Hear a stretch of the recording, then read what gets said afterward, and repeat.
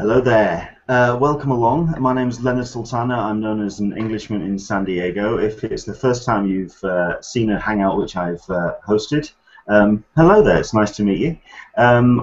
What I do is run a number of websites, including an Englishman in San Diego, which is more a it's a San Diego Comic-Con fan site, news site, and pop culture site, all from an English perspective. However, today's hangout is slightly different because we're going to be discussing a whole other Comic-Con, and hello, so we're just sort of like getting ourselves all technically sorted out. We've got ourselves a number of guests, and I'll go through them one by one, and we'll come to who we're speaking to at the end. First and foremost, we have the other person that helped organise this hangout, which is Alyssa Franks from the Friends of CCI Forum. Hello, Alyssa. How are you? I'm fine. Thank you.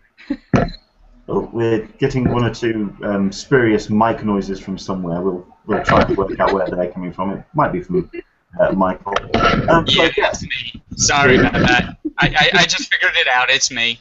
Oh, there you go. Excellent. Well, first and foremost, Alyssa, if you could just tell everybody who doesn't know about Friends of CCI, if you could a quick introduction to yourself and to the forum, please. A number of years ago, I started a forum for people who like to go to conventions. So, of course, San Diego and the New York Comic-Con have been high on my list of must-dos, and trying to bring people into the enjoyment of going to Comic-Cons. Excellent. I think that's pretty much what I do as well, but you've actually organised kind of like what I call the Wikipedia of Comic-Con to the whole thing. Excellent. And next up we have somebody who is a member of the forum, but also attends the con we're going to be talking about. Michael, hello Michael. Is it Leventhal? How do I pronounce your surname? Yes, Leventhal, that's right. Oh my, I got a surname right first time round. That's impressive. For me, that's impressive. Excellent. What's your history with Comic-Cons then? I mean, where are you based? I live in New York. That's basically how I started going. I've been going now. This is my 6th year in a row. I started back when New York Comic-Con was sharing the Javits Center with a newspaper convention, and I've seen it grow to the level that it is right now. And to the behemoth. It really has become that very large. Excellent. Oh, well, okay, so you know the con well, which is exactly what we want to hear. I do know that you've got a number of questions from the people on the forum that we want to put through to our special guest, and that's where we introduce the person who we're going to be speaking to this hangout. This is a conversation with Brian Stephenson. Hello there, Brian. How are you, sir? I'm great. How are you guys doing? Fine, thank you very much indeed. Just to let everyone know, if I know we've got a number of viewers on the YouTube channel, I can see down in the viewer count at the moment. Thank you very much indeed for joining us. If you are watching on YouTube, unfortunately we won't be looking at the YouTube comments, but we will be looking at the comments on the Q&A section of the Google Plus event page. If you go to either my Twitter, or which is Englishman SDCC, or Michael's Twitter, or Alyssa's Twitter, or anywhere that, if you just actually search for the hashtag #AskBrianNYCC. Brian's been incredibly thrilled at the fact he's got his own hashtag. It's a big day for me. I'm excited. It's brilliant. If you are looking for that, then search for Brian NYCC, and you'll find all the links, and you can get to us if you are watching this on YouTube. But if you want to interact, click on the Q&A button of the video. The questions will come up, and we'll field those as we go. But we do have a number of questions already, so we'll see how many we can get through this evening. It is this evening, for myself, it's 10 o'clock at night here in the UK. On the West Coast, it's something like 2 o'clock in the afternoon. You're in New York. What time is it for yourself, Brian? Yes, it's 5:17 right now, so Excellent. It's a beautiful day here in Connecticut, actually. We're just north of New York City, about 45 minutes. Wow. Okay, so I mean, everything's now starting to get ramped up for New York Comic Con in a big way. I mean, I know that the actual official con starts, is it the Thursday? Yep. But the whole. Yep.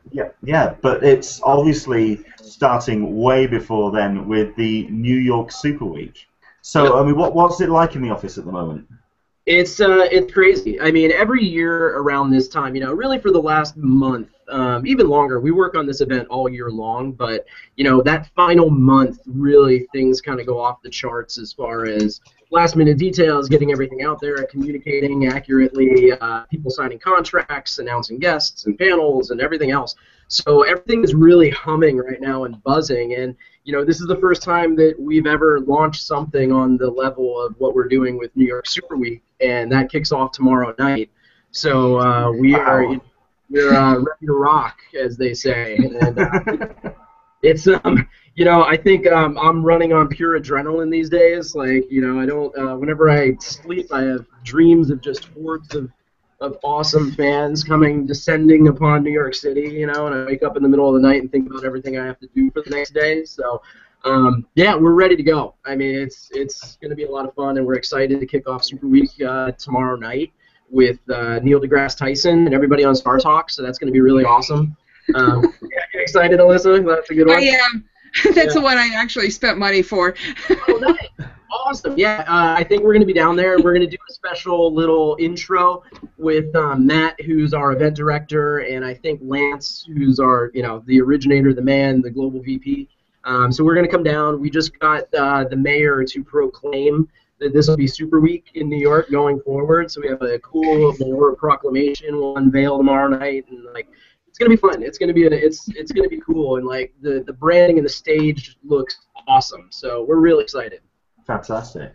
Okay, well, I mean, I don't know if anybody actually knows who you are in terms of New York Comic Con, and also ReedPOP may not be a familiar name in terms of the branding, because I mean, well, first and foremost, who are you, and what is your history with ReedPOP?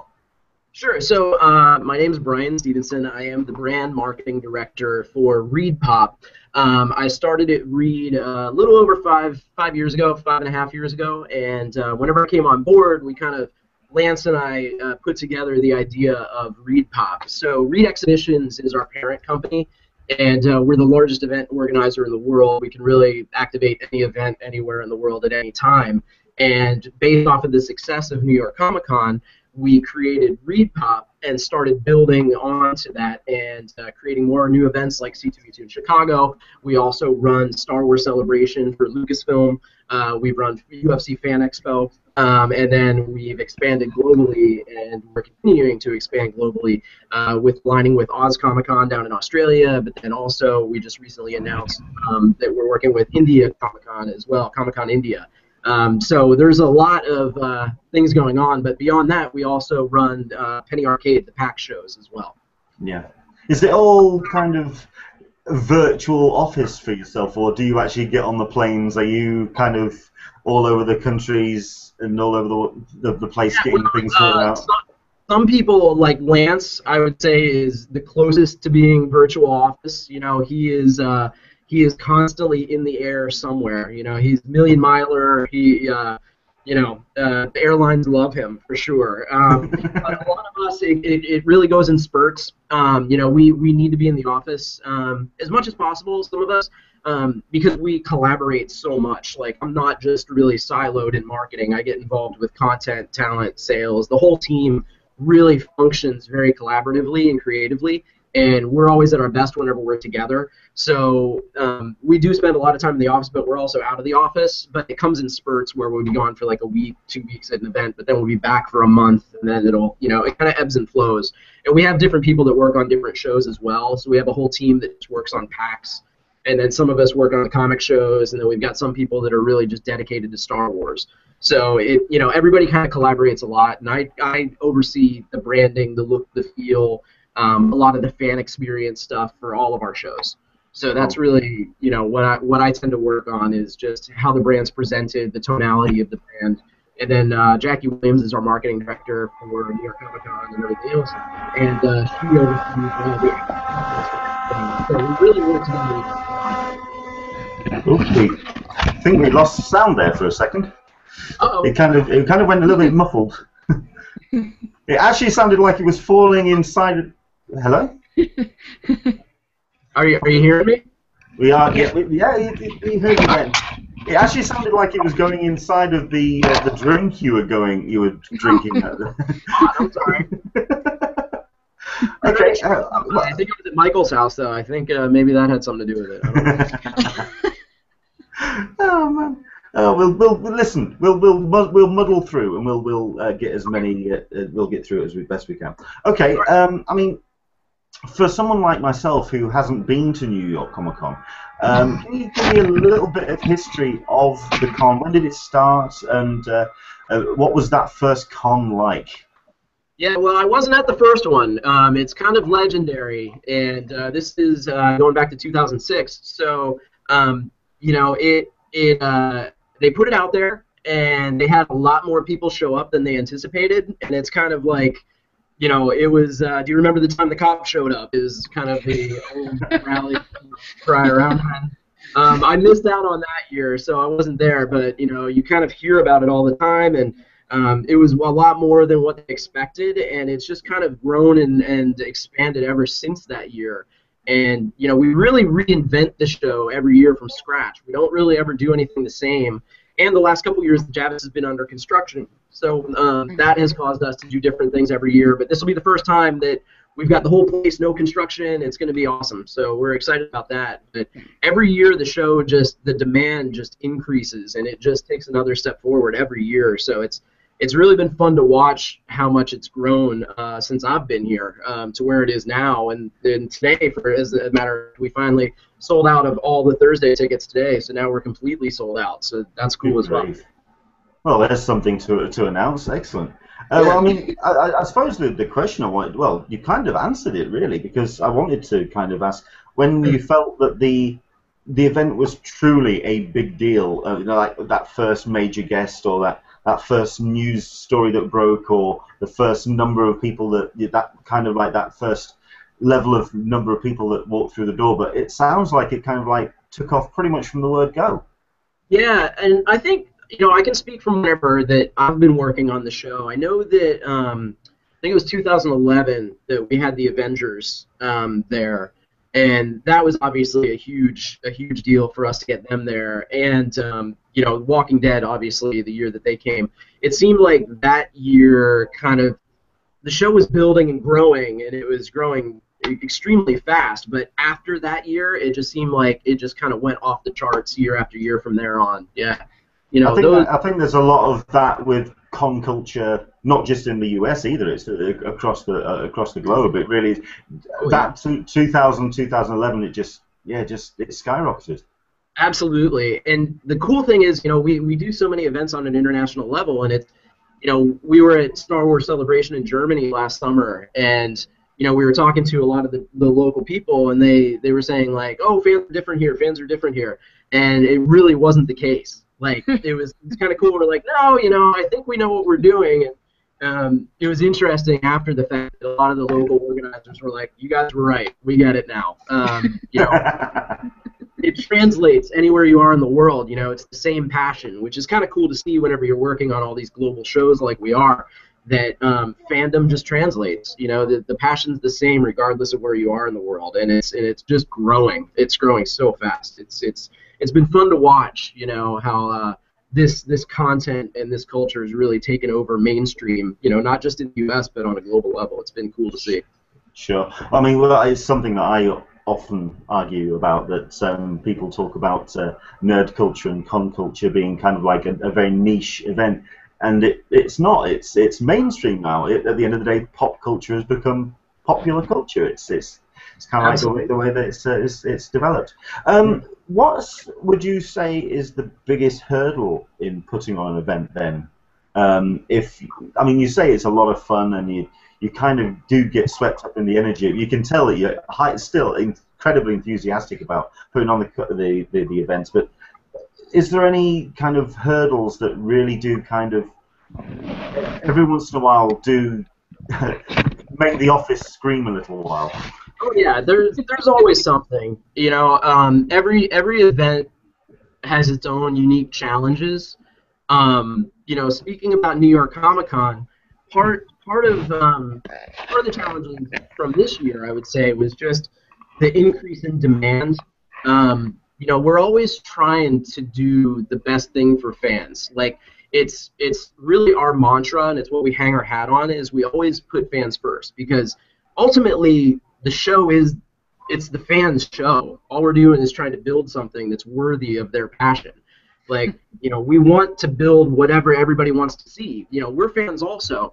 So the challenge can sometimes be like trying to make everybody happy. And at times, you know, we're not always successful, whether it's, you know, we don't have the guests sometimes that people want to see, or, you know, you have unfortunate things that happen with technology that, you know, just are out of your control. But, you know, there's always something on every show. Some of the biggest challenges, I think, are, you know, it depends on the building you're in. I think, you know, we have a great partner with the Javits Center, and we really like what we can do there. But whenever you have that many people in a building and it's laid out a certain way, it can be really tricky about how you do things in that space, how you move people, where you put stages, where you put autographing, and how everything is structured so that it hopefully, you know, gives people a great experience and also is very safe. Where if you have a building like McCormick Place in Chicago, where we host C2E2, you could fit New York Comic Con, San Diego, and C2E2 in there all at the same time and still have room to spare. So whenever you have a building like that, it's actually very easy to do a lot of different things. You know, not, you know, whenever you're outside in New York City, you know, on the street, and you only have a walkway that's so big, and you have all these people descending on the building, you know, it gets tricky. So every show is a little bit different. I think. Let's talk about New York Comic Con in particular. Then, I mean, does the city give you any restrictions? Is there any kind of something that are very specific to New York in terms of challenges? There's always challenges, and there's been challenges working in New York. The last couple of years, with all the construction going on with the Javits, because, you know, certain areas of walkways would be shrunk based on where they were building and working on the building. Like for this year, we've been trying to get one lane on 11th Ave closed for outside the front of the building for the last couple of years, and we actually were able to get that lane closed for this year. Which is actually a big win whenever you think about, you know, a sidewalk that's in front of the building where everybody's kind of funneling down through, and it just becomes kind of a sea of people, and nobody wants to step into the road, you know, for the potential of, you know, taxis and everybody flying by. So for the first time this year, we're going to be able to have one lane, the lane closest to the building, closed, which will expand significantly, like our ability to get people down the road right there. So that's cool, and the city's been great to work with. I mean, and now that we're launching Super Week, the city has really just embraced everything that we're trying to do and what it means. You know, there's a lot of New York pride in New York, and I think they've really kind of, you know, taken it upon themselves to be like, this is our show, this is New York, and that's been kind of fun to see. You know, I think that's one of the main reasons why I'd love to go, because there is definitely that vibe of the city is getting involved. I mean, it's happened with San Diego as well, that it's moved from outside of the convention center to it's San Diego Comic Con, and I think it's the same with New York Comic Con as well, especially with the Super Week that's been announced. Part of the idea behind Super Week, whenever we came up with it, you know, over a year ago, like almost a year and a half ago, we came up with the idea, and it was really based around the fact that we couldn't fit anything more into the Javits. Like, what more can you do? You know, it sells out, and there's always people that can't get tickets, and we're turning away great content that we, you know, wouldn't have anywhere to put in the building because all the panel spaces are filled and there's just nothing left that we could do. So the idea came about basically of, okay, well, can we just take over more of the city and get more of the city involved, and then start to program things throughout the city so that it becomes more of a cultural happening, almost like South by Southwest for pop culture, you know, our form of pop culture, so that it becomes this mecca that, you know, New York City becomes the place to be every October for a week out of the year, where, you know, nerds like me take over the city, you know, and that was really kind of where the idea came from. And then we started having a lot of fun with what do you put in the building, what do you not put in the building, and now we're up to about 150 events throughout the city, you know, and San Diego is great because they have such awesome activations from so many different sponsors and studios and all this stuff, and like, you know, we have a lot of our own content going on throughout the city, but you know, there's still some other activations going on, and this being the first year, you know, hopefully this is something that just can grow and evolve for, you know, God, the next 50 years if we do it right. And so far, so good. Well, I mean, it says a lot that you have sold out at this point, and you've certainly you've sold out of all your tickets. It's an event that everyone talks about, and it is certainly it's up there, if not, well, it is. It's one of the major events globally, so that's it certainly says a lot about that. But there's obviously a lot of changes and a lot of things that have been introduced, and I'm certain that that's what's going to get talked about now. I wanted to do a little bit of an introduction to yourself, Brian, but this is where I kind of now step back, and this is where I allow Alyssa and I let Michael jump in with a number of questions that have come through on the Friends of CCI Forum. Once again, if you are watching this live, and I am seeing we're into some pretty good numbers on the viewers, thank you very much indeed for watching. Do jump in once again on Twitter, on the Ask Brian NYCC hashtag, or you can join us on the Google Plus event page and join us on the Q&A section on the side. But first, we have a number of questions from the forum. Who would like to go first? Michael or Alyssa? Do you want to toss a coin at this point? I'll let Alyssa go. She can go. Okay. In that case, Alyssa, if you want to kickstart things off, a question for Brian, please. Well, the first thing that just dropped right before the interview was the main stage clearing, and so I had an opportunity to briefly go through all of that, but it seems to make complete sense to me. The only question that really popped into my mind, and the link will be sent out to everybody. I'm sure everybody's going to get a chance to see that. The one question was for VIP members, they're going to have to cross over. I'm not quite sure how it's going to work for the VIP members through the VIP entrance. Yep. So what you saw is the instructions for all fans, okay? Mm-hmm. That doesn't include the instructions for VIPs. And we held back that because the ultimate VIPs are the ones that will have the guaranteed access to the main stage if they show up early for every panel. Michael, I see you raising your hand. I was actually thinking about the essays. Yeah. So there will be a separate communication that is just directed that the ultimate VIPs will receive with all the instructions, because not every fan, 100,000 fans need to see those instructions, just the ultimates do. So that's why the ultimates will get separate instructions about where to go, what time, everything they need to know. I was thinking more for the standard, the essays, the standard access. Yep. The special access. Yep. The special access don't have any privileges on the main stage, so hopefully the ultimates do.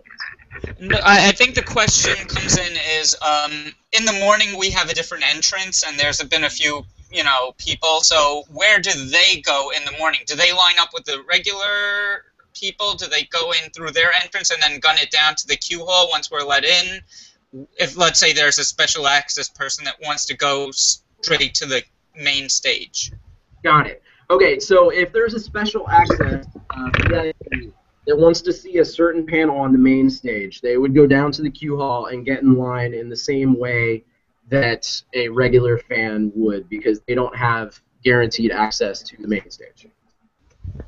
Okay, so then in the morning, do they line up with the regular people? Because before, lots of people line up in the morning before the Javits opens. So, but there's a blue entrance and there's a green entrance. I don't want to take too much time away because this is just a small portion of the fans, but I just wanted to clear that up because we have a few people asking about that on the forum. Yep, special access would need to get in line with everybody else. The same way, if they want to see a certain panel, they would need to line up with everybody else to get into that shoot for that panel.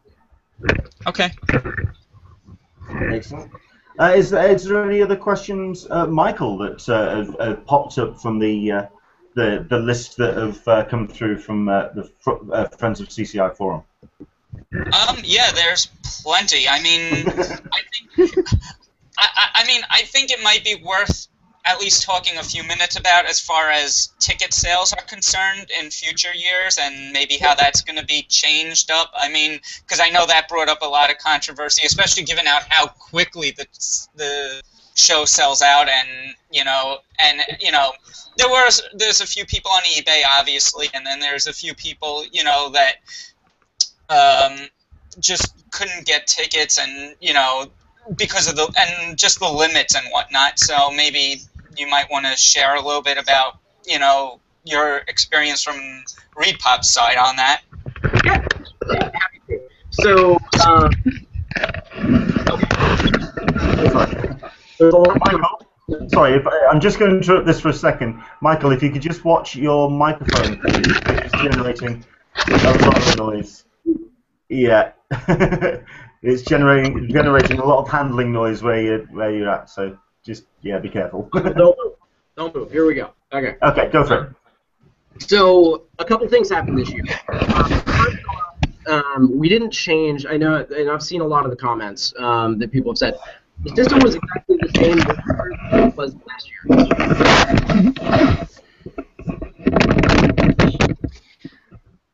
Not me. I'm not doing anything. Okay, it's not me. Not me either. Okay. All right. Hopefully we're good now. Nobody move. Okay. So, the system that we had in place this year is the same system we had in place last year. It's also the same system that handles all of our PAX ticket sales.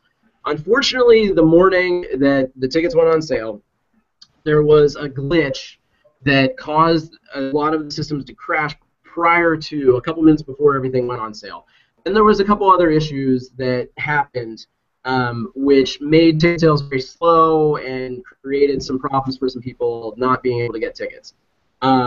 We addressed all of those situations later that day, actually. It got sorted out, and the problems won't happen again in the future as far as that goes. Now, with that being said, we saw about a 75% increase in web traffic and demand over prior year on sale on that day. So the demand was off the charts this year, and I think it's only going to be the same going forward, in future years. So the demand is unlike anything that we've experienced in the past, and we're going to continue to make sure and check on technology to make sure everything works smoothly, like it had in previous years up until this year.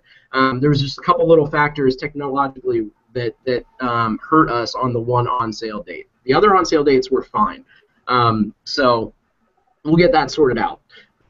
The other thing that we'll do, and that we did this year, was we reduced the amount of tickets that somebody could buy at one time. Previously, it was 8 tickets last year. The year before, there was actually a discount if you actually bought 10 or more tickets as a group discount. So we will probably reduce that again. There was a lot of discussion even this year if we would let fans buy up to 6 tickets or 4. And so, retailers were 4, online was 6. We'll probably reduce those numbers again. We're figuring that out. It's still in process, so we have some time to work on that. But more than likely, we'll reduce that. The other thing was with retailers. So the retailer issue was that the demand is now so high that the retailers just aren't equipped to deal with that many people outside of their building for that many hours. Originally the retailer program was great because it would get more fans into comic book stores, and hopefully as they bought their ticket, they'd be able to buy comic books or other items, and it would help drive, traffic to those retail stores that are great partners.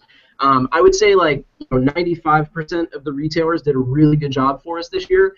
Unfortunately, there was a couple retailers that didn't do a good job for us, and they are no longer in the program. So, luckily, one guy, one retailer we found was actually scalping tickets before he ever received his tickets. So we were able to track that down, and he did any tickets. None of those orders were fulfilled, and he will not be back in the program. So next year we will be reevaluating the entire retailer program. It feels like it wasn't a good experience for fans. You know, I don't think anybody wants to sleep outside on a street corner in New York City overnight in the rain just to get tickets. So one thing that we're going to look at next year is trying to find a way to let people still be able to purchase tickets in person if they want to do that. But I don't think that it will be anything remotely like what the experience was this year. I can't really give many more details, but I would just say that the retailer program will be vastly different for next year, and it may not be anything remotely like what it was for this year. You know, there's a lot of different talk about can we create an event of itself for that, you know, and I'm totally making something up, but what if we rented out Central Park and we just made it an entire, like, you know, tents for each retailer. People can go up and choose which tent they want to go to. We'll have some carnival rides there, a bunch of food trucks. You know, this is the kind of thinking that's going on, but nothing is set in stone. We don't know yet. I mean, there's a long time away until we'll get to that point, but we will definitely be reevaluating and looking at changing the retailer program for next year. And the last piece that I'll just comment on is just the issue of scalping, which I know comes up quite a bit. And if you look at the total number of tickets that are sold to New York Comic Con and the total number of tickets that are actually available on places like StubHub and eBay, I mean, it's a very small number. It's, you know, it's less than 1% of tickets that are out there. And the thing about it that is always difficult is, and I can tell you a couple stories, is that people talk about the scalpers, you know, but there's a lot of fans that are actually the ones that, you know, they'll go up, I can buy 4 tickets, okay, I'm going to get a ticket for me and my girlfriend or my boyfriend, and we're going to get 2 more tickets just because we can, and then we'll sell them on eBay. And we try really hard to report everything, and we do have a team here that report everything every day. We go back, we look, we report all of the tickets that are for sale at a higher price point, and we ask them to be taken down. We've been doing that since it started happening. I actually think in the early days, before anybody actually had tickets in their hands, that a lot of those listings were actually fake, from what we were able to determine by looking at all of that. So it's one of those things that happens. It happens for every con that's out there that sells out. Well, I know that obviously the con that I've been to in North America is San Diego Comic-Con, and they are fighting tooth and nail with this kind of with issue. But I know that are you introducing a number of technologies to kind of combat that, certainly at the door? Yeah. So a couple years ago, we identified the problem that there was a lot of counterfeit tickets that were flooding into the show, and we were catching a lot of them, but there was a lot of really good ones. And so that was one of the reasons why we made such a major investment in RFID technology, was to get rid of the problem of counterfeit tickets. And it actually eliminated it completely last year. And if you had been to the show in 2012 and then came back in 2013, you could feel the difference, especially on Saturday. You could actually walk around in certain areas of the show you couldn't the previous year.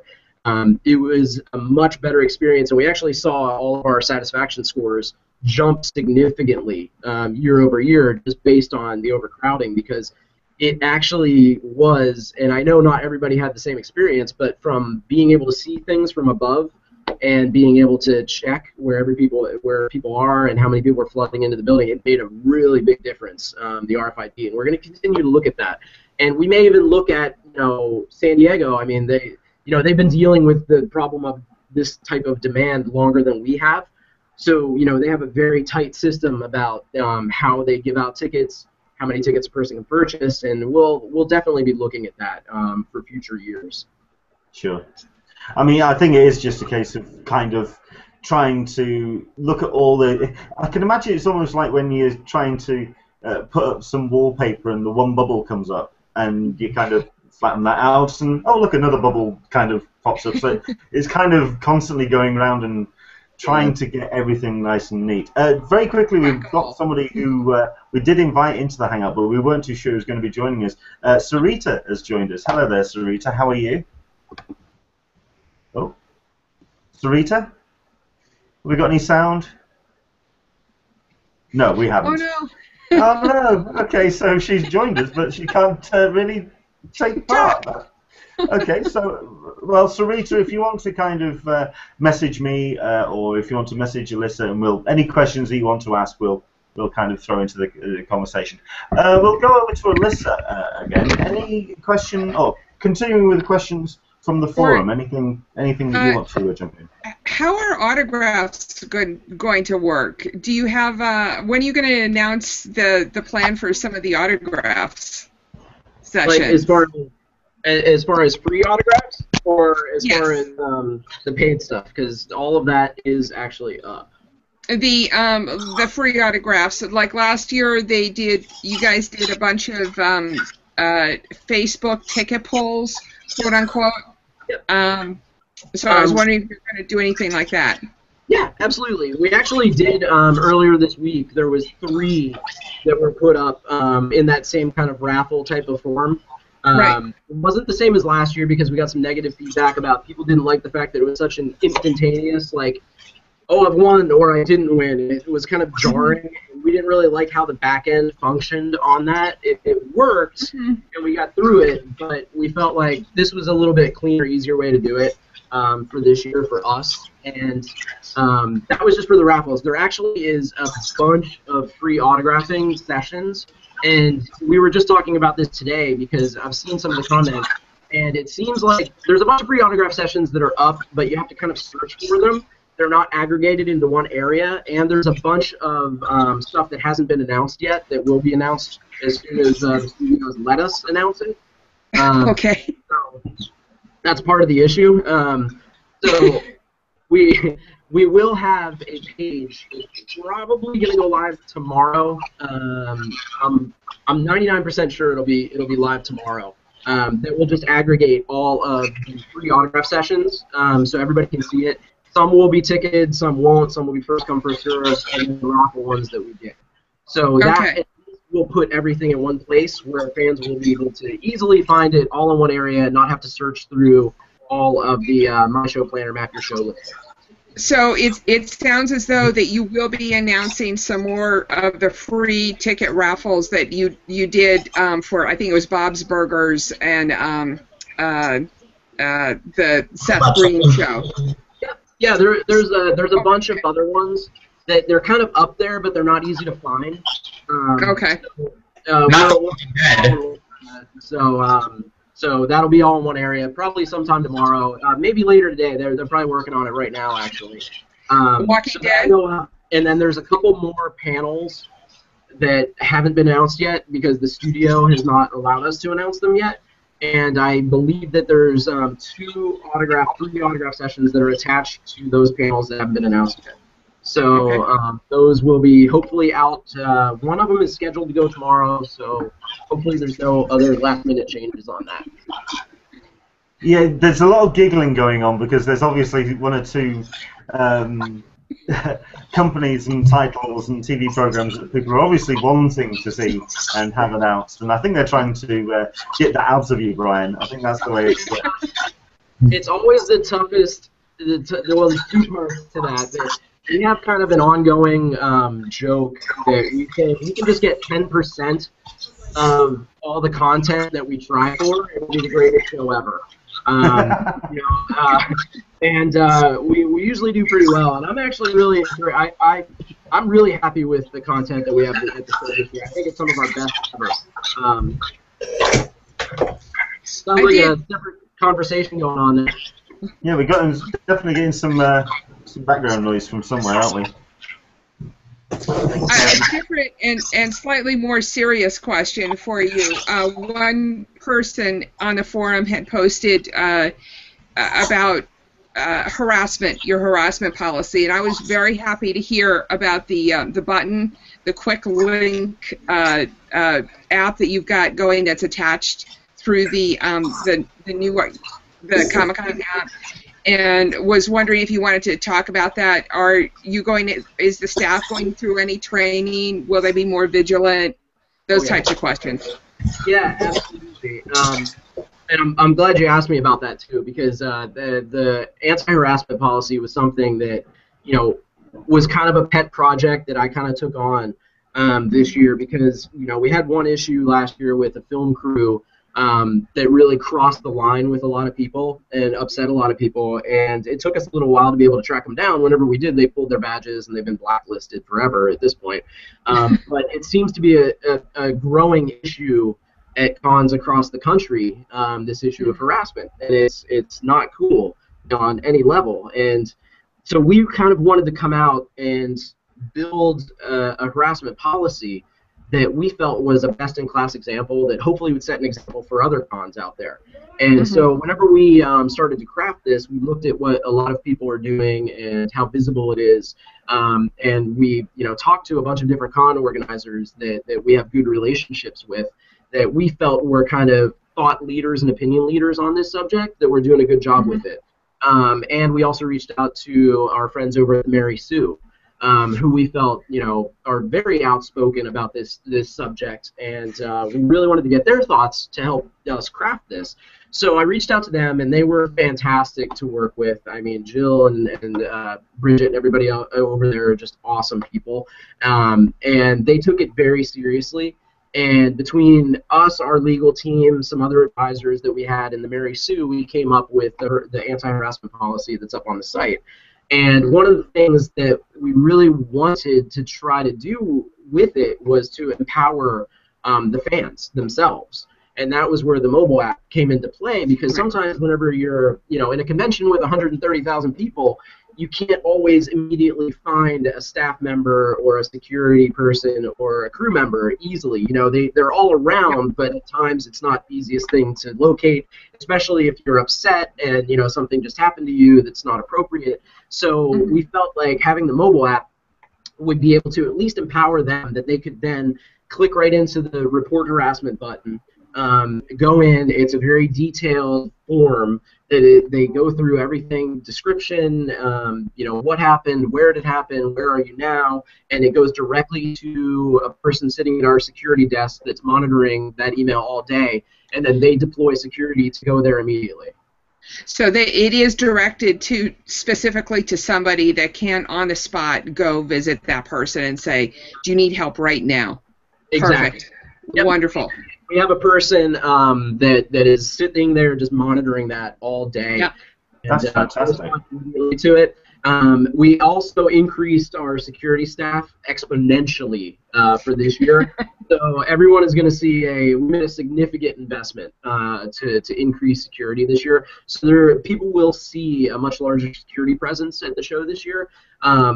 And they won't see some of it as well, because there is undercover as well. So okay. We will. Can I ask you a question then about this? Because it is obviously an issue and something that has come up in a lot of media over the last couple of years. Is it? And it certainly has been taken up by a number of sites, including the Mary Sue. Is it something, an issue that you actually saw as an increasing problem that you felt that you had to address, or was it something that was brought to you by these sites? No, it wasn't brought to us by the sites. It's just something, you know, if you're watching the news, you hear about a lot of these unfortunate things that are happening at different places. And one of the things that we want for New York Comic Con is we really want to create an acceptable, welcoming environment that celebrates pop culture. And we don't want anybody to feel like uncomfortable in the building. And so, if nothing else, we just wanted to set the tone for appropriate behavior in the building. So you'll see signage throughout the building that has our, you know, cosplays not consent imagery that Amy Reeder helped us design. And it just seemed like, in general, it was becoming a very hot topic for people. And it's one of those things that you just can't do enough for. Really, I would love to even like do more signage and do more with this, because we want everybody to respect each other at these events. You know, it should be a celebration of whatever you're into, whatever you're passionate about. And it seems like, unfortunately, at times at some different events, there have been some issues that cross the line. And we want to try to minimize all of that as much as possible. And it was something that we talked about internally that we were taking very seriously. So we actually went to the Mary Sue and everybody else. They didn't bring this to us as something that we needed to address. On the posters that you're putting up, will there be an explanation of how to go to that app, that mobile app? Absolutely, it's right there. And if you look if you check out the website too, it's in the drop-down menu in the main nav, and it says harassment policy. And if you go right in there, one of the first things you'll see is how to report it on the mobile app. We just don't have that function live yet because we didn't want to get false reports before the event starts. Absolutely.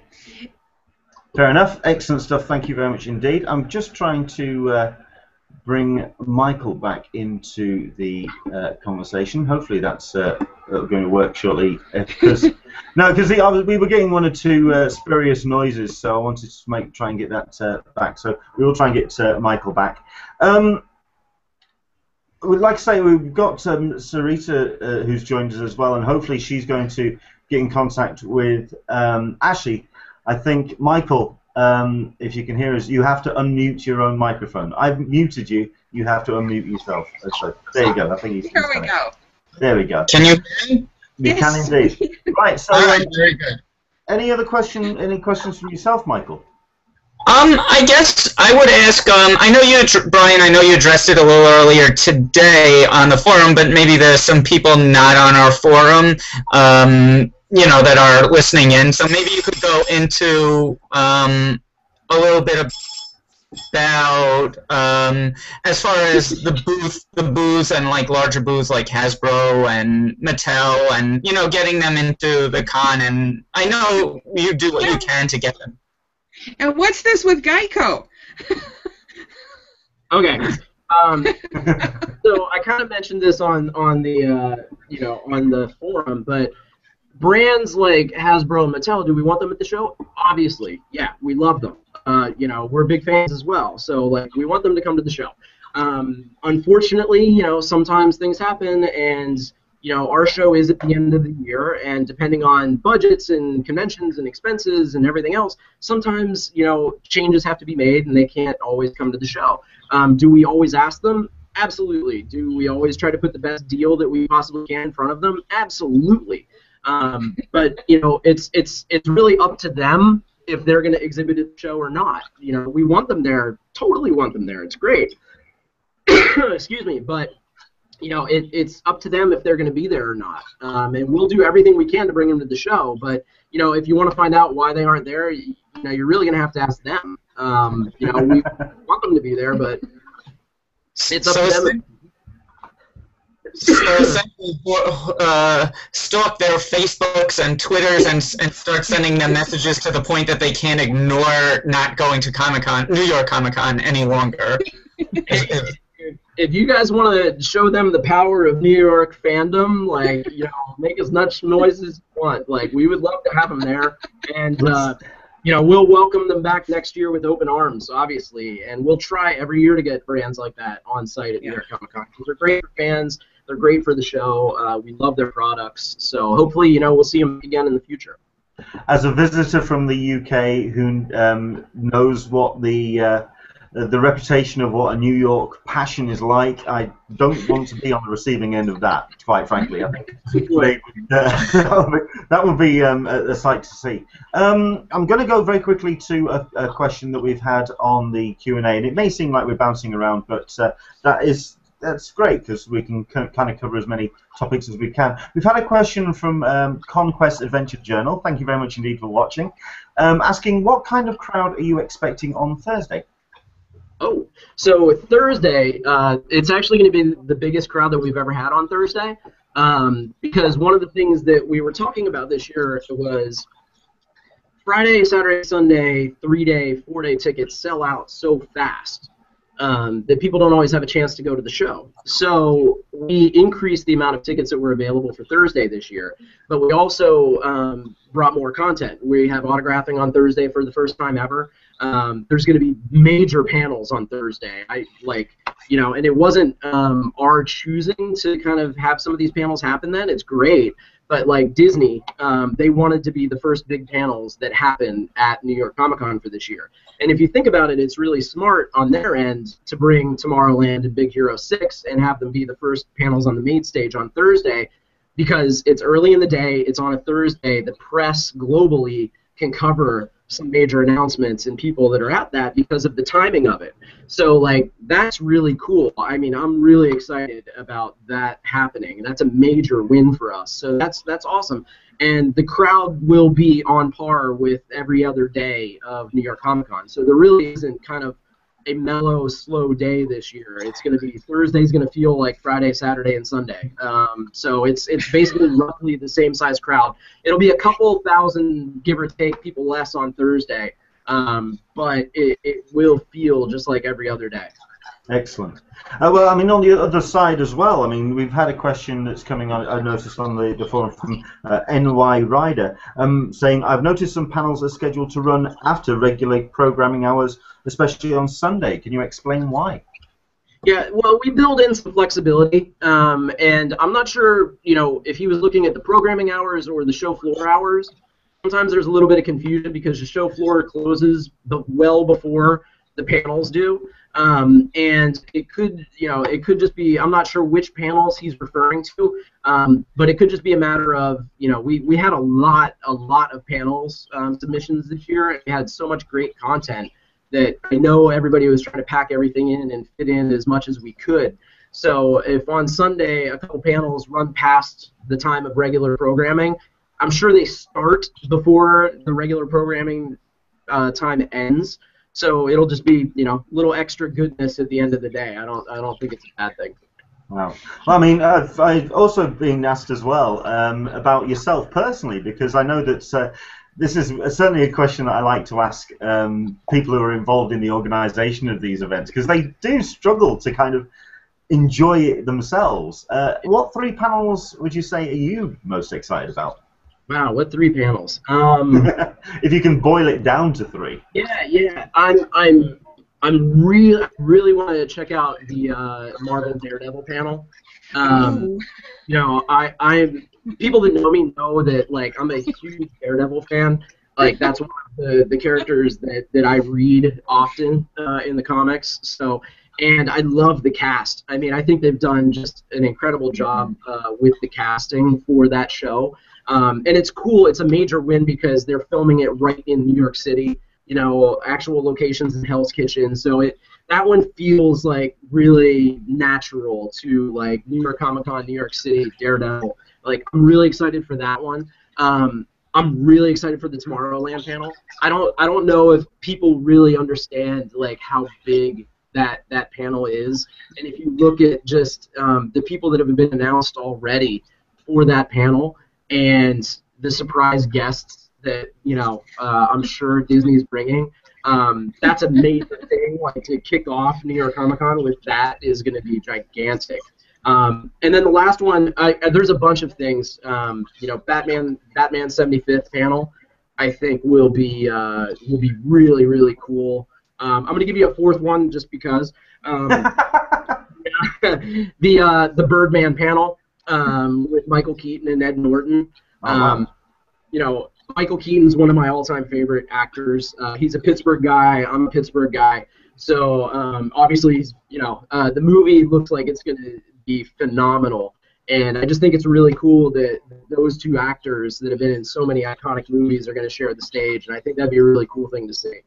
But it's tough for me at times because there's so much going on at the show that we're responsible for that I don't always get to see a lot of the panels. Like I'm lucky if I can pop into a panel for like 10 or 15 minutes. Like I always try to make it a point to drop into the Walking Dead panel. Like I'm a big fan of the show, so I want to catch like a little bit of it, but we don't always get a chance to see a lot of the stuff that we really want to see. So we'll see. Those are some big ones that I was excited about though.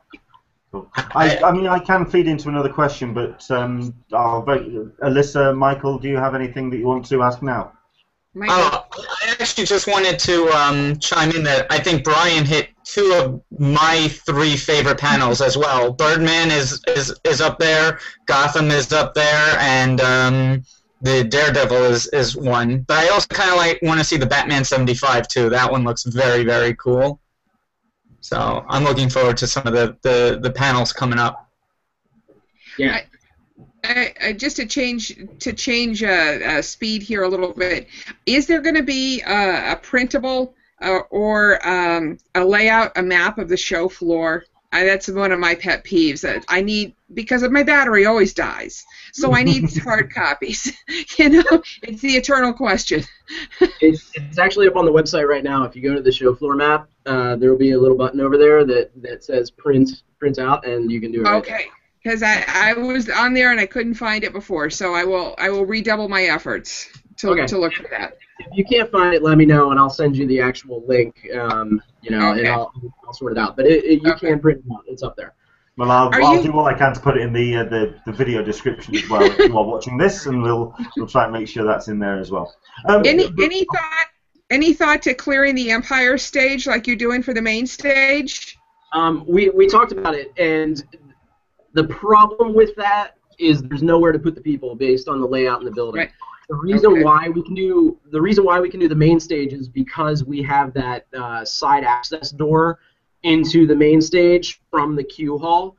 That's the only reason why we're able to clear the main stage, because the people will enter the room through the side, but they'll exit the room from the back. So we can just it'll go like in a big circle. Yep. Where on the Empire stage, if we were to clear that room, there's nowhere for us to queue up each panel because it just goes right out into the hallway. Right. So with a room, because the Empire stage seats about 2,000 people, so there's nowhere to put them because of the way the building layout is. Like if we were in a different building, yeah, we could totally do that. We've cleared stages at Star Wars and Florida and other places all the time. So there was.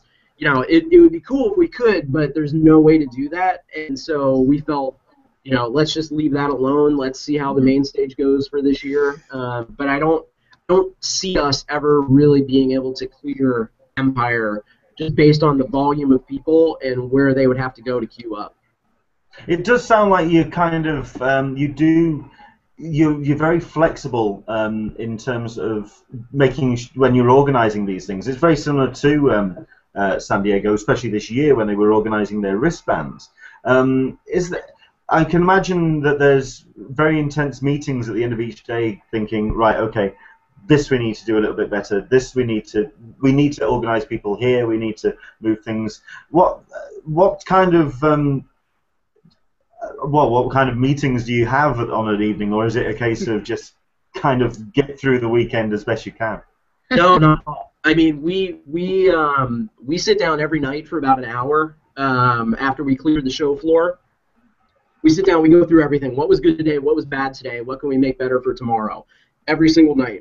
And there have been times where we have legitimately changed major aspects of how things are set up at the show, what we're doing, how we're moving people, entrance, exit procedures. I mean, you name it. Like, we will go through everything to try to make it the best possible experience for everybody. And those meetings can get very intense, like, because it's, everybody waits all year for this event. It's tough because New York Comic Con only happens once a year, so you don't want anybody to feel like they left or didn't have a great experience. And we take that really seriously because we only have, 4 days to hopefully blow their minds and make everybody happy whenever they leave. So every night we sit down and we say, what was good, what was bad, what can we do better? And one thing that I think we pride ourselves on is our flexibility and our ability to react quickly to make things better. It's something that we as a team, we really take seriously, and we try to find ways and solutions. Like, we all like to think we're solution-based thinkers. We identify problems and we find solutions. And whenever you're dealing with that many people, it's not always easy, but we try to do our best. Excellent. Okay, just a couple of questions which led on from what we were talking about with the what you were trying to, if you could see everything, and at the end of the day you can't. There's just so much content that happens at an event like this. We've had a question on the forum saying, when will the live streaming schedule for the main and Empire stages be posted? Will there also be advisory of new footage being censored? Yep. So the live stream schedule is being worked on right now. The only thing we're waiting on right now is for the studios to sign off. Some studios are okay with their panels being streamed, some aren't. And then some want portions of their panel streamed and then blacked out if they're showing something that they don't want everybody to see. So as you can imagine, it gets a little bit tricky putting together that entire schedule, and it's something that we've been working on diligently for the last couple weeks. Obviously, we're getting close to finalizing. We're just waiting on a couple other panels to come through. It could go live tomorrow. If it doesn't, it'll go live early next week, for sure, no doubt. So we're working, and then there will be, whenever that goes up, there will be a little disclaimer about certain things may not be shown on the live stream during these panels because the studios like to show everybody in the room, but depending on the sensitivity of what they're showing or when things come out or what they're revealing, they may not want the rest of the world to see it. So we're not always able to show everything, and it's always usually around the clips or the teasers and special things like that they're showing. So there will be a little disclaimer up there that will say that, and clearly people will know. They might not get to see everything they're hoping for on it. Okay, well, yeah, you can't see everything, I know. So we'll very quickly go back again to Alyssa and Michael, and we'll get a couple of questions, and then we'll let you get off and kind of trying to chill out for the evening. There's no chilling out. It's work time around the clock for the next. Excellent. Alyssa, any other questions from the forum that you'd like to ask? I'm pretty much set. I think everything's been covered. Can you get me into the Daredevil panel? I don't know. I might as well pull a string. That's my one must-see panel. So, no, thank you, Brian, for joining us. Oh yeah, absolutely. I'm happy to do it. And get a hold of me that day. You never know. Oh, hello. There you go. So it's all about contacts. We're actually getting the camera going over to Sarita because it actually seems like her microphone's on. Sarita, are you there? Yes. Hello. It's a bit hit and miss. Still nothing. It is a bit hit and miss. Oh, I thought we were actually going to get a question from her. Oh, never mind. Okay. Michael, any last questions from yourself? Yes, I'll ask two questions. One I'll ask on behalf of Sarita because I know she's asked it on the forum and at other places. She's just curious about the exclusives and how that's set, and if anything you could comment on that. Just seeing different ones, what's come up, what's there and whatnot. So, thanks, Mike. Like the exhibitor exclusives, as far as how that's set up, is it up to them? Do you direct the booths to, come up with something? Do you, she was just curious about, the exclusives this year. I think I got the meaning of her question. I hope. Yeah. Exclusives work is we love exclusives. Obviously, we want to have as many as possible, and we encourage all of our exhibitors to create exclusives for the event because it's something that drives traffic to their booths. It's something that is only available at our show. It's great. I think fans really like it and they get behind it. Some exhibitors are much better at it than others. But whenever I went through, I looked at everything. There's a tab on the website that has a lot of the exclusives. Unfortunately, one of the issues that we run into is that the exhibitors don't always put up the exclusive correctly. They'll announce it through their channels, but they don't always load it into our system, and it doesn't always show up on our website in the way that we want. So we always send reminders, and we're like, hey, we really want to put this up there. There's some really cool ones this year that I've seen. Like there's I always say this wrong, the Koyo Bukia figure. I think that's the right way to say it. I always screw that. I always say it wrong. You were close enough. Yeah, the deck. the Deathstroke Koyubikia one is really cool. I really like the DC exclusive comics this year. I thought it looked really cool. And then there's a bunch of Marvel merchandise that I know hasn't been announced yet or shown yet that will hopefully be shown in the next like 24, 48 hours on their end. It's like really cool that I know is coming, so that's cool. And then another one that I saw that I really liked is actually one of our exclusives, and we've got like a bunch of puppy cat stuff that we're going to be doing through the ReedPOP Supply Co booth, which is, you know, it's fun and people really like it, so I'm stoked on that. But to your original question, like, yes, we always encourage all the exhibitors to bring exclusives, and it's something that, you know, San Diego, like, obviously gets, like, dream exclusives that are just insane, and everybody's super into it. It costs a lot of money for the exhibitors to create these exclusives, you know, because a lot of them involve separate tooling, different manufacturing, a lot of items that have to go into making something genuinely exclusive. And it's something that we are actively trying to encourage everybody to do, and every year we hope that it'll just get better and better for future years. But whenever I was going through it, I saw a lot of stuff that I thought was really cool this year. So, well, I mean, it says a lot about New York Comic Con that we are talking a lot about some fantastic items, and it's encouraging to hear you get all jazzed about items that you feel are cool. So. You can see behind me, obviously. You know, that's a man cave. Well. That's a man cave right there. Wow. Yeah, it's my office. Okay, I've got a couple of questions from the forum I just want to very quickly cover. And like I say, it may seem like we're bouncing backwards and forwards, but at least we're getting them answered from people on the forum. Zuko3984 has asked, why are things that are in previous years would have taken place at the actual NYCC being moved to Super Week events as high-price ticketed events? The big example of this is the Star Trek Next Generation cast panel. Right.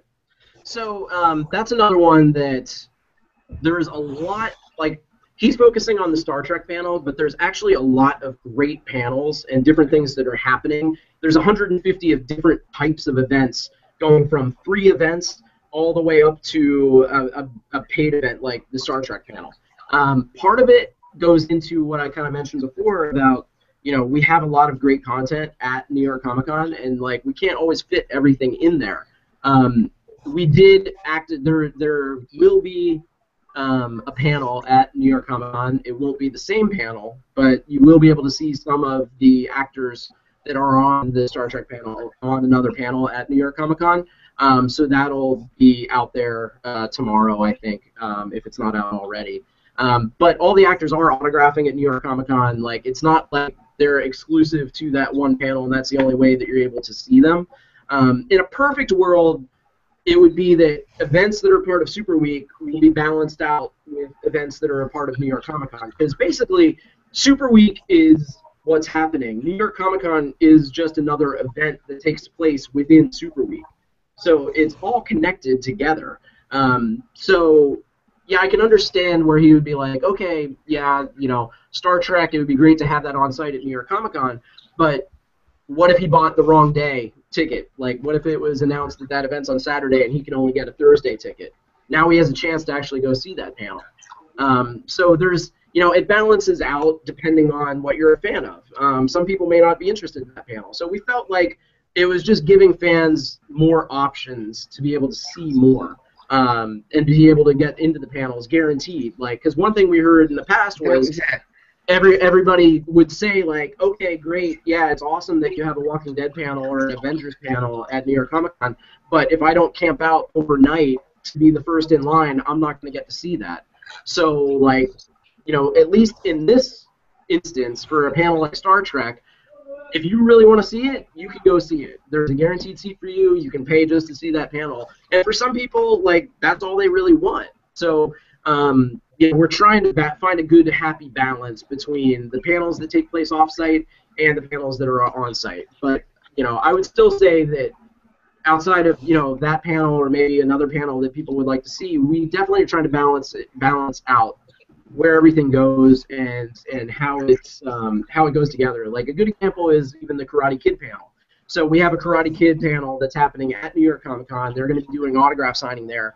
But then off-site at the 92nd Street Y, the cast will be there doing a Q&A, and they'll be doing a whole screening of the movie. So, you know, you kind of get both sides of it, you know. So, like, on the Star Trek side of things, it's, yes, there is a big panel. The big reunion is off-site at the Hammerstein. You pay to be a part of that and see that.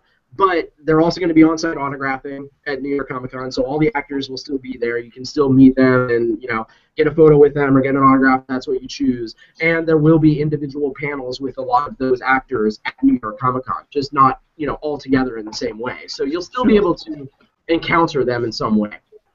Oh, nice touch there. Encounter, nice. You got that. I got it. I picked up on that. Listen, Brian, I just want to say thank you very much indeed for you joining us. Hopefully, we've got a number of questions answered, certainly from the forum. We've had a couple of questions come in from the Q&A as well. Thank you very much indeed for your time. Where can people find you? Where's the best way to follow New York Comic Con online? Sure. Well, you can check out our website, newyorkcomiccon.com. All of the social handles, Twitter, Facebook, everything else are up there. You know, we're active on social. You can find us on Instagram. You can find us everywhere. The best place for all the information on New York Comic Con is just to go to newyorkcomiccon.com. Beyond that, like ReedPOP.com houses all of our events, so you can see everything we're working on. It has individual profiles for all of us. It has all of our email addresses up there even. We try to be accessible to fans all the time. So, you know, it's kind of rare if you know, you can easily email Lance Fensterman, who's our global vice president, and have a conversation with him. You know, he's a busy guy, but he does respond to everything. I'm the same way. You know, we're out there. You know, you can follow me on Twitter. You can find us everywhere, really. We're easy to get to, and I think, you know, Michael can attest to the fact that, you know, I always try to make myself available either on site at the event or some of these smaller events we do, like Heroes and Villains and the Brooklyn Brewery launch. We like to talk to fans. You know, this is a great way to do it. I'm glad you guys had me come on and talk to you. I'm happy to talk anytime. I'm somewhat active on the Friends of CCI Forum. Yes, you know, I'm actively campaigning to make it a Friends of Comic Cons forum, or so there are plans for that. This is a one-man show here, so technically I'm a little behind the eight ball here, so to speak. But you know, I'm always happy to answer questions anytime. If there's things that I can talk about and let fans know about, I'm happy to do it. You know, we want everybody to have a great time, and part of that is, you know, we're fans too, so it's always fun to talk to people that are as passionate about everything as we are. So if anybody has questions, you know, I'm easy to get to on the forum. I'll answer everything there that I can, and hopefully I'll see a lot of people at Super Week or at New York Comic Con. Well, I mean, I personally would absolutely love to attend, so if I'd like to cover it for the website, so if you can forward me a press badge and also flights as well. It's the plane ticket. It's the plane ticket. It is the plane ticket that's the main issue. If you can get that sorted out, that'd be great. Well, if you know, if you'd have told me a couple weeks ago, maybe we could work this out. But you know, we might have to work now on you tell me. You know, an Englishman in New York, maybe. Like, you know, like we can have a little Sting theme music in the background there, maybe. You know, like would be nice. But you know, well, I'm still waiting on the announcement of a ReedPOP England Comic-Con. I'm just waiting on that, and we'll see you coming over in this direction. Anyway, there is somebody who's also actively looking for one in California too, in San Francisco. If you have any designs. Well, I mean, we have Star Wars Celebration happening in Anaheim the week before C2E2 next year. So if you're a Star Wars fan, I know it's a very focused thing, but you know, the thing that's cool about Star Wars Celebration is they have the new movie coming out that you might have heard of. So there's going to be a lot of big things happening at that, and that is in Southern California. But to both of your points, you know, part of our strategy for the future is, you know, we're expanding globally at a very rapid pace. So you know, you could very well see us over the pond very, very shortly. And you know, San Francisco is a great, awesome place. You know, it's another town that's very expensive to do business in. So we'd have to figure out, you know, the right model there. But you know, there's definitely a huge fan base of comic people out in San Francisco that are hungry for something. So you know. Well, I mean, if you do decide to organise Dubai Comic-Con, if you need someone to run the office. Okay. Just keep me in mind for that. That'd be great. Absolutely will. Absolutely. Okay. And very quickly saying goodbye to our other guests as well. Michael, where can people find you online? Well, I'm mainly on the Friends of Comic-Con forum. I also am on another forum, High Def Ninja. You can find me, it's MLLNY. Everyone keeps calling me Meanie, but it's actually MLL. Yeah, that's basically it. Twitter, and I just stalk other people's websites. That's cool. Thank you very much indeed, Mimi. And Alyssa, thank you very much indeed for joining us. Obviously, there's the forum, friendsofcci.com/forum. Where else can people find you online? Friends of CC and Twitter, on Twitter, yeah, but mostly the forum. Excellent, excellent. Right, and yes, well, very quickly, everybody, let's wave to Sarita, who tried to join us, but it all kind of, there she is. Oh, never mind. Well, thank you very much indeed, once again, Brian, for your time. Once again, to everybody who's watching, we're still in double figures on people watching, so thank you very much indeed for joining us this evening. Hopefully, it's answered a number of your questions. If there are any more that you want to answer, Brian says he does try to keep quite active on the friendsofcci.com forum, but if you'd like to forward them to any of our Twitter handles, that's myself at Englishman SDCC, or any of the Twitters that you've heard mentioned today, we'll try and get them through to Brian, and we'll probably cover them possibly in a later hangout. Certainly we'll try and do a bit of an abbreviated version of this on the Cup of Tea hangout that happens this Sunday, and hopefully you'll join us for that as well. Thank you very much indeed for your time, and enjoy the rest of your day. Take care. Bye-bye. Bye-bye, everybody. Bye. Thank you, guys. Bye. Thank you.